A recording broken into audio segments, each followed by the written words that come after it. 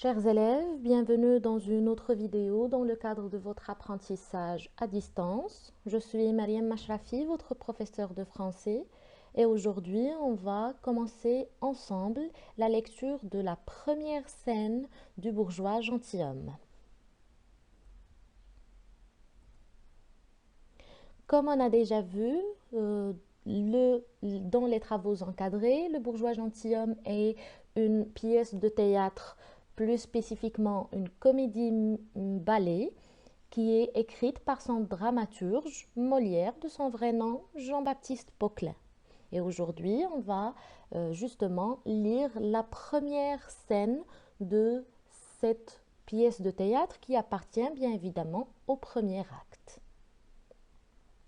Ce que je vais vous demander, c'est de prendre votre pièce de théâtre, de repérer la première scène, ainsi que de faire une lecture silencieuse afin d'essayer de comprendre de quoi parle cette scène, qui sont les personnages et quel est le sujet ou bien les sujets les plus importants qui sont discutés dans cette scène.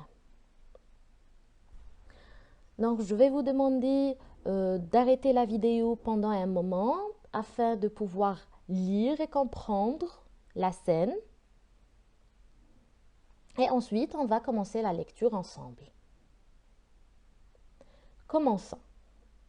L'ouverture se fait par un grand assemblage d'instruments. Et dans le milieu du théâtre, on voit un élève du maître de musique qui compose sur une table un air que le bourgeois a demandé pour une sérénade. Donc ça, c'est le début de notre pièce qui essaye de présenter qu'est-ce qui se passe ou bien comment se fait l'ouverture de cette pièce. Comme on l'a déjà vu, les pièces de théâtre sont destinées plus à être jouées qu'à être lues. Donc, on a un assemblage d'instruments, ainsi que dans le milieu du théâtre, on voit qu'il y a un élève avec du maître de musique, ou bien avec son maître de musique, qui est en train de composer une sérénade demandée par le bourgeois. Donc ici, on se rappelle du titre de la pièce, qui est le bourgeois gentilhomme. Donc c'est simplement le personnage principal. Donc on va se dire que c'est le personnage principal, donc c'est le bourgeois. Ensuite, cet élève est en train de composer une sérénade. Donc une sérénade, pardon, c'est un chant musical qui est joué à l'honneur de quelqu'un.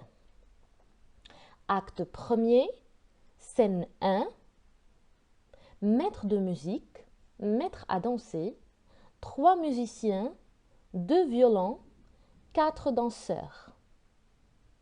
Donc ici, on est toujours dans le cadre des didascalies qui vont nous permettre de connaître qui sont les personnages qui vont être présents dans cette scène. Donc les personnages de cette scène sont bien sûr, comme c'est indiqué, le maître de musique, le maître à danser, 3 musiciens, 2 violons, 4 danseurs. Maître de musique, parlant à ses musiciens. Donc, parlant à ces musiciens, elle est écrite ici en italique et c'est justement une indication scénique qui constitue les didascalies. Donc, vous allez voir ça dans la vidéo du lexique de théâtre. Le maître de musique dit en parlant à ses musiciens, donc, venez, entrez dans cette salle et vous reposez là en attendant qu'ils viennent. Maître à danser parlant aux danseurs. Et vous aussi, de ce côté. Maître de musique à l'élève. Est-ce fait? L'élève. Oui. Maître de musique, voyons. Voilà qui est bien. Donc ici, on a les personnages qui ont commencé leur dialogue. Le maître de musique s'adresse à ses musiciens pour qu'ils se reposent dans la salle. Donc on est dans une salle, dans la maison de quelqu'un. on va imaginer que c'est celle du bourgeois, vu qu'on a parlé du bourgeois, en attendant qu'il vienne. Donc ici, il revient à qui? Elle revient évidemment à ce personnage qui n'est pas encore là et qui va venir. Donc c'est le personnage principal. Mettre à danser. Est-ce quelque chose de nouveau? Maître de musique. Oui, c'est un air pour une sérénade que je lui ai fait composer ici en attendant que notre homme fût éveillé. D'accord? Donc ici, on est en train de parler toujours d'une personne qui n'est pas encore là, qu'on ne connaît pas qui est-ce. Donc, qu'ils viennent, notre homme, le bourgeois. Donc, on ne connaît pas qui est vraiment cette personne. On est seulement en train de rapporter ou de parler de lui. Et bien sûr, l'élève a préparé un air pour une sérénade pour cet homme. Mettre à danser. Peut-on voir ce que c'est? Maître de musique. Vous l'allez l'entendre avec le dialogue. Quand il viendra, il ne tardera guère. D'accord? Donc on est toujours en train de parler de cette personne qui va venir, qu'on est en train d'attendre. Donc que le maître de musique, le maître à danser, l'élève et les danseurs, les musiciens et les danseurs sont en train d'attendre. Mais pourquoi ils l'attendent? Donc on est en train de lire pour mieux comprendre. Maître de musique, il est vrai. Nous avons trouvé ici, j'ai sauté une réplique. Donc, une réplique, c'est justement les paroles dites par les personnages. Mettre à danser. Nos occupations, à vous et à moi, ne sont pas petites maintenant. Donc, nos occupations à vous et à moi ne sont pas petites maintenant. Donc, ça, c'est une réplique. Maître de musique, il est vrai. Nous avons trouvé ici un homme comme il nous le faut à tous deux. Ce nous est une douce rente que ce monsieur Jourdain, donc ici on a découvert qui est ce monsieur, il s'appelle monsieur Jourdain, donc on est en train de parler de monsieur Jourdain. Que ce monsieur Jourdain, avec les voisins de noblesse et de galanterie qu'il est là, se mettre en tête. Et votre danse et ma musique auraient à souhaiter que tout le monde lui ressemblât.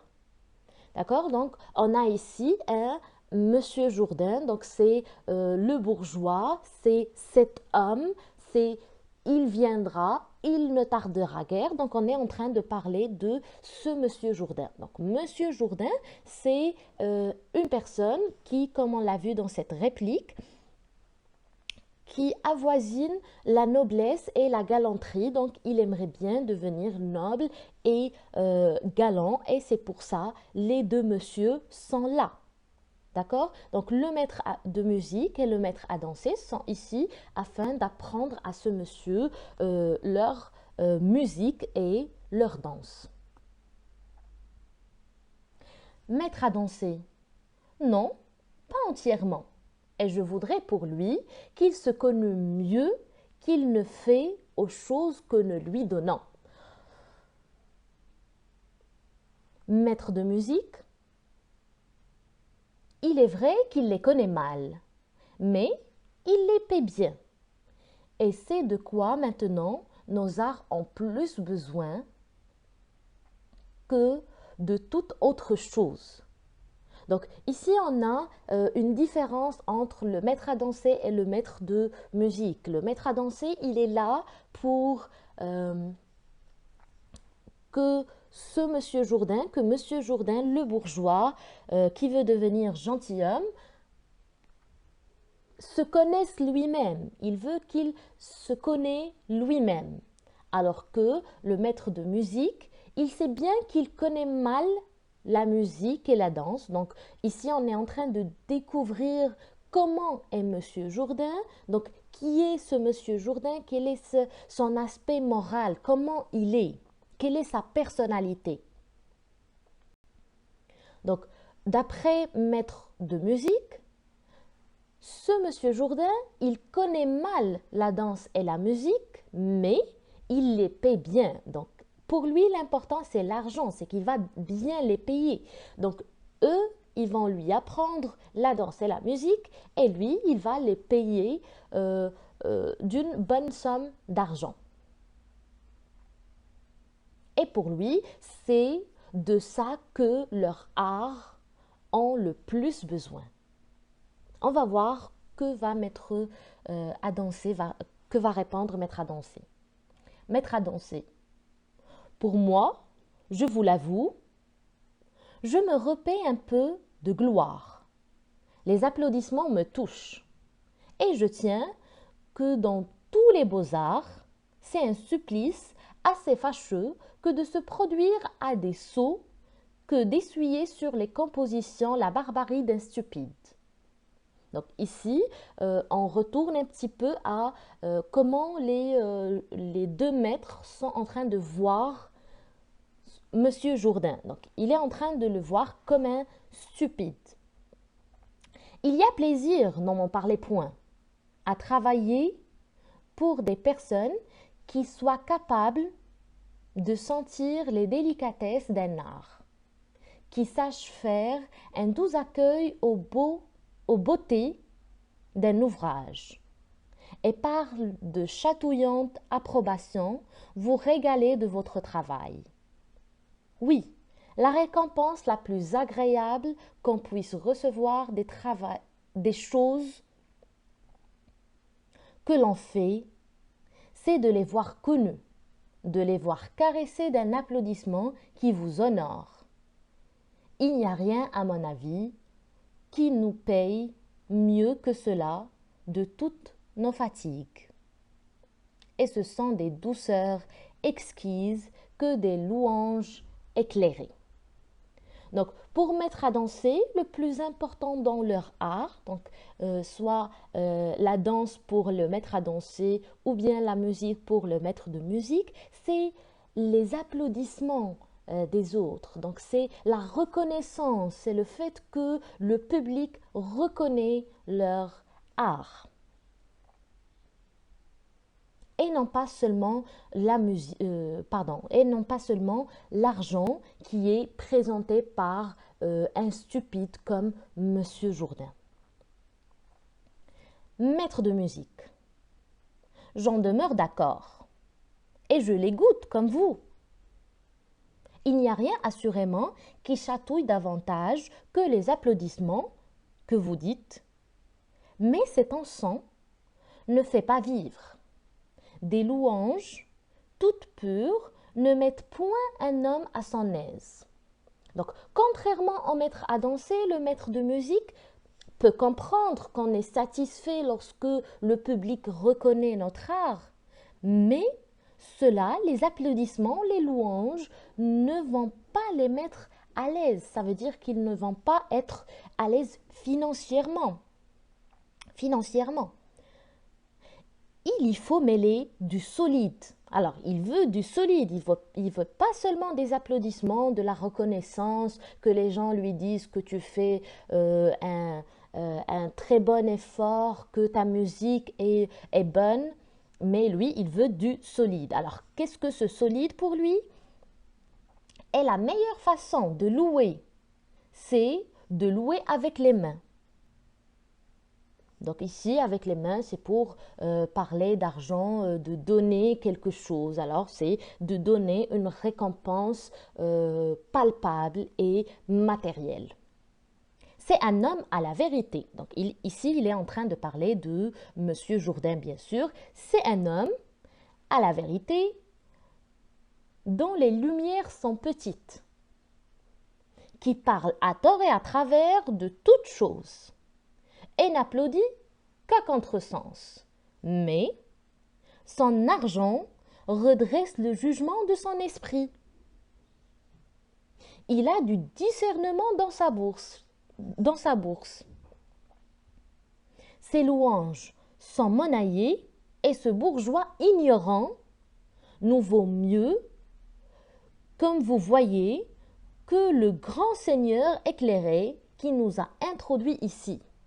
Donc, regardez comment maître de musique est en train de voir Monsieur Jourdain. Il est en train de le voir comme une personne dont les lumières sont petites, d'accord? Ce n'est pas une personne très éveillée, ce n'est pas une personne qui reconnaît l'art, ce n'est pas une personne qui est très intelligente, d'accord? Donc, c'est justement, il va le dire, qui parle à tort et à travers. Donc, il n'est pas sage, il ne parle pas correctement, il ne dit pas de bonnes choses, mais il parle à tort et à travers de toutes choses. Donc, il parle des choses qu'il connaît, des choses qu'il ne connaît pas, et seulement rien que pour parler et pour dire des choses. Et n'applaudit qu'à contresens. Ça veut dire applaudir à contresens. C'est-à-dire qu'il, quand il voit quelque chose de très très bien, il ne va pas applaudir, peut-être il ne va pas aimer, mais quand il voit quelque chose de pas très beau, de laid un petit peu, il va aimer peut-être ou bien il va applaudir, d'accord? Donc il n'applaudit pas dans les bons moments.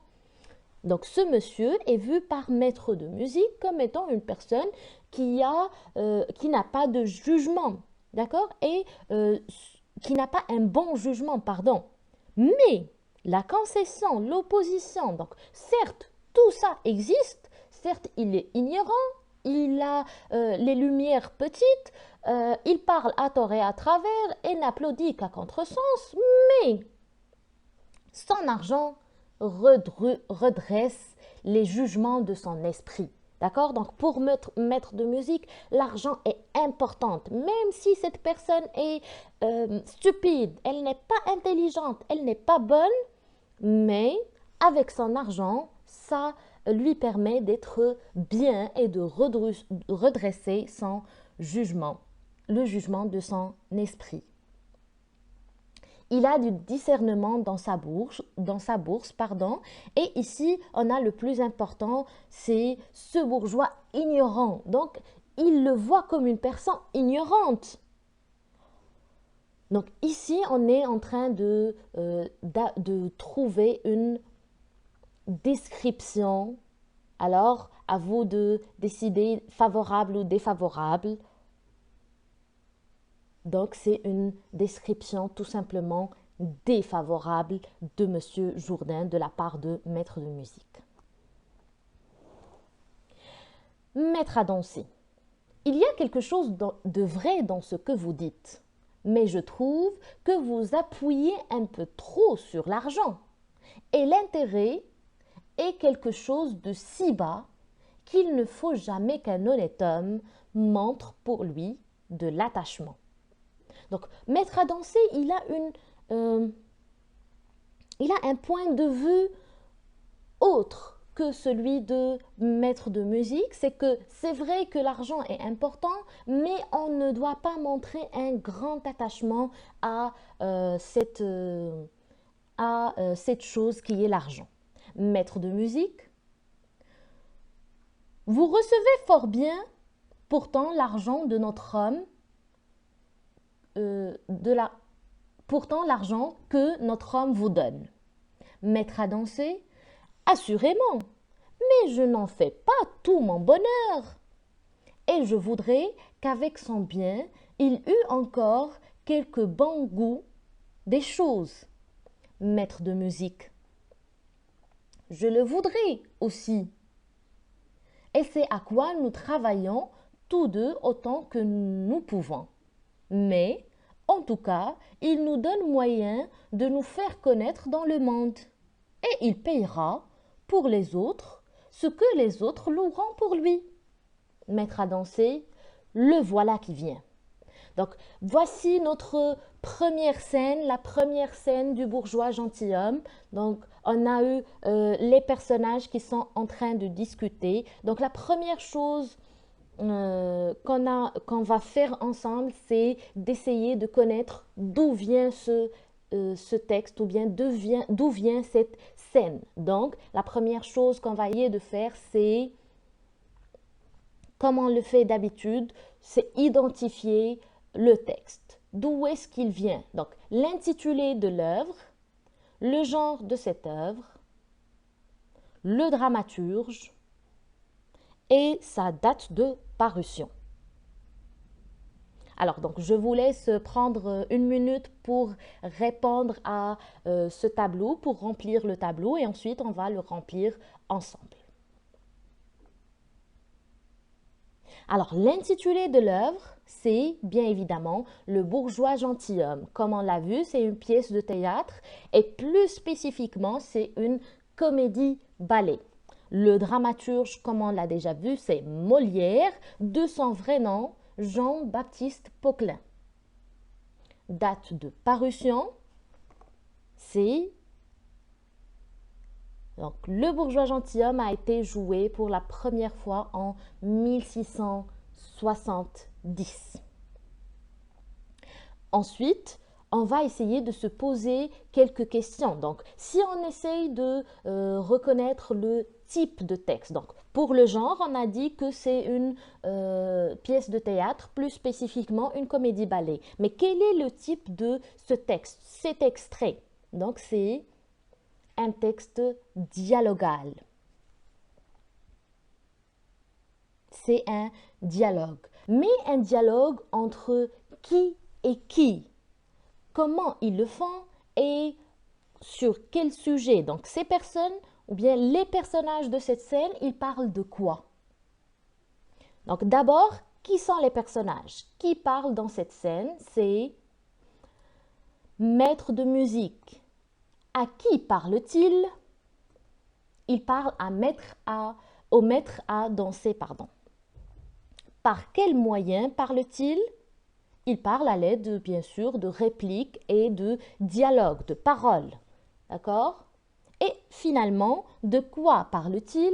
Donc, on a vu qu'ils sont en train de parler justement du personnage principal qui est Monsieur Jourdain. Ils sont en train de le décrire et de dire leur avis sur cette personne.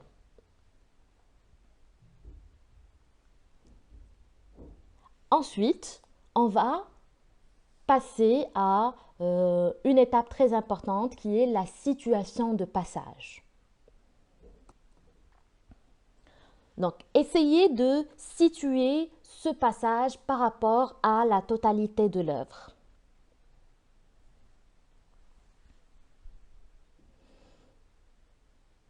Donc, la question que j'aimerais bien vous poser, c'est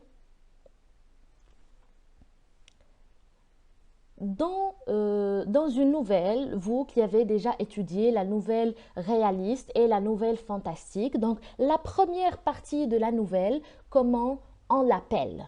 Comment on appelle la première partie d'une nouvelle ou bien d'un roman, etc. Donc, c'est la situation initiale ou bien autrement appelée l'incipit. D'accord? Donc, ici, encore une fois, on est dans le début de la pièce de théâtre. On est dans la première scène. Donc, à votre avis, comment on va appeler cette première scène? Je vous laisse y penser et on va essayer de lire la situation de passage qu'on a préparée ensemble. Donc, l'action commence dans la journée. Comment on a su que c'est dans la journée? C'est la réplique de Maître à danser. J'espère que notre homme, jusqu'à ce que notre homme fût éveillé. D'accord? Donc, éveillé, ça veut dire qu'il dormait la nuit et qu'il va se réveiller le matin afin, donc c'est le début de la journée.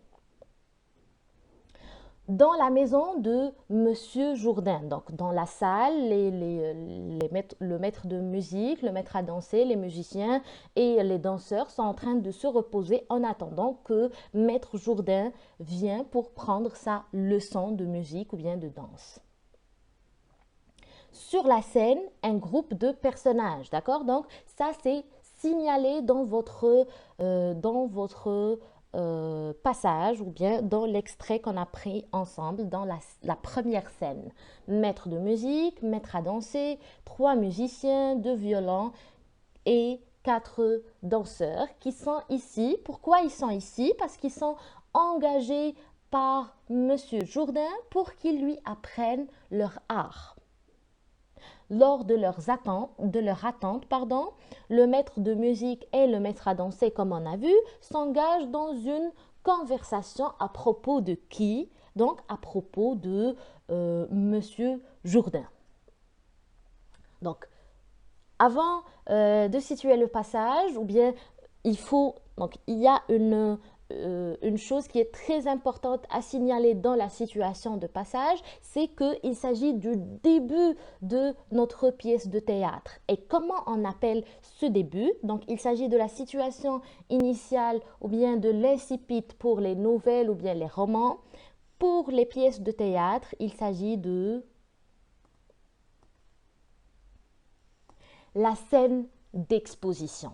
D'accord? Donc, on a lu ensemble la scène d'exposition. Et le plus important pour nous, c'est essayer de voir est-ce que la scène d'exposition contient les mêmes caractéristiques de la situation initiale ou bien l'incipit. Donc, quelles sont les caractéristiques ou bien les composants de la situation initiale? Bien évidemment, c'est le cadre spatio-temporel, donc l'espace et le temps, les personnages, ainsi que peut-être de lancer l'intrigue ou bien l'enjeu de quoi va parler notre